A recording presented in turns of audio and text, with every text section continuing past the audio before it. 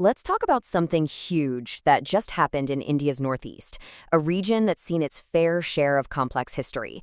A really big agreement was just signed, and we're going to dive right in to figure out what it means for Nagaland and really for the future of peace in the area. You know, these are some powerful words from Union Home Minister Amit Shah, and they really set the stage, don't they? It just shows you the sheer scale of the vision here.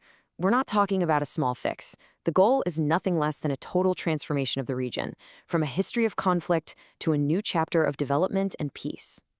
And here it is, the main event, a tripartite agreement. That just means three groups coming together, was signed, and it created something brand new, the Frontier Nagaland Territorial Authority. Now, that immediately makes you ask a couple of big questions, right? First, why was this even necessary? And second, after so many years, how did they finally get it done? To get our heads around all that, here's our game plan. We'll start with the agreement itself. Then we'll look back at the decades-long demand that led to it. We'll trace the path of the negotiations, break down what this new authority will actually do, and then at the end, we'll ask the big question. What does this all mean for the future? Okay, so first up, let's zoom in on the moment this deal was signed and get to know the key players who made it all happen. What's really fascinating here is that you can see the three distinct groups that had to come together for this to work. You have the government of India at the central level, you have the government of Nagaland at the state level, and then, this is crucial, you have the Eastern Nagaland People's Organization, the ENPO.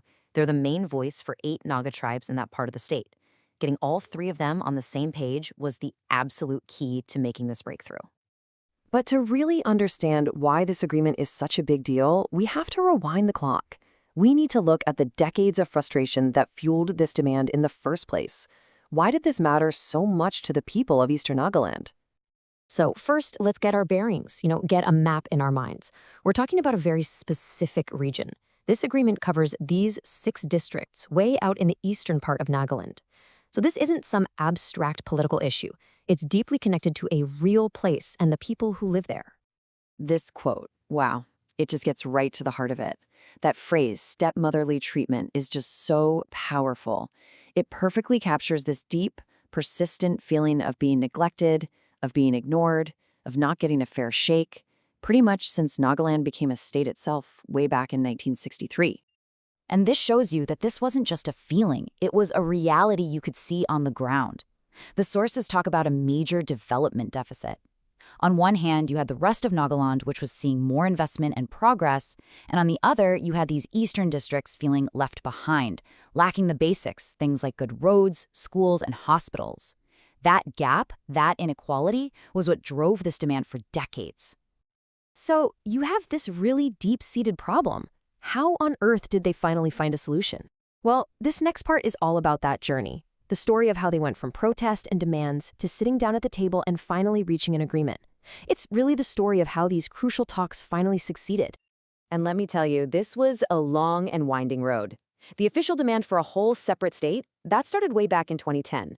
A really big moment came around 2021, when the central government started talking directly with the ENPO, asking them to trust the process.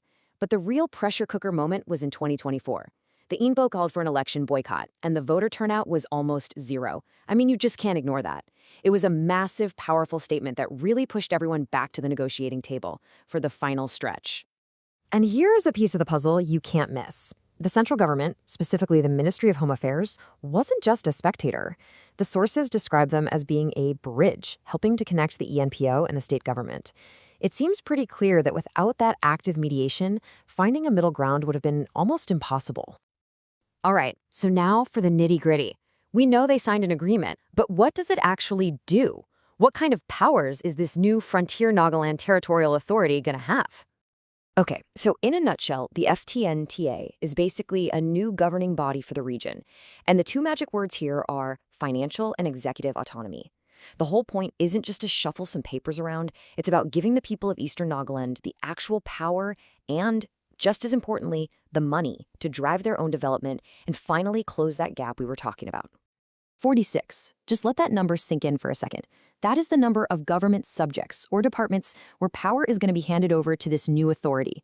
This is no small thing, no symbolic gesture. We're talking about a massive transfer of real decision-making power over everything from building roads to running local programs. It's huge. This breaks it down perfectly. First, financial power. The FNTAs gets its own guaranteed funding. Second, executive power. It's getting its own headquarters, a mini secretariat. Third, a focus on fair development. Funding will now be based on the region's population and size, making sure they get their fair share. And this is super important.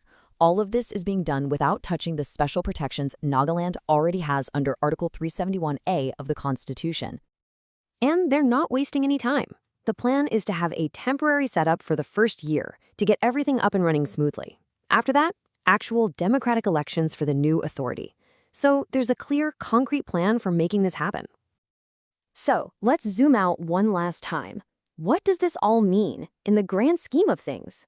Why is this agreement about more than just 6 districts in Nagaland? I think this quote from Nagaland's chief minister is so telling. He doesn't see this as one side winning or losing. He frames it as a victory for the entire Naga society. It really speaks to this idea of healing and unity, that when you solve a problem for one part of the family, the whole family gets stronger. And this, right here, is probably the single most important takeaway. For a region that is seeing so much conflict over the decades, this agreement is a powerful symbol. It's proof that even the oldest, most difficult disputes can be solved at a table through talking and mutual respect instead of through violence. And all of that leaves us with this final massive question. The Frontier Nagaland Agreement, it feels like a hopeful blueprint, right? It suggests that the path forward is through dialogue, by empowering local communities and taking their needs seriously. But whether this one success can truly be the model for a lasting, dispute-free future across the entire Northeast, well, I guess that's the ultimate test.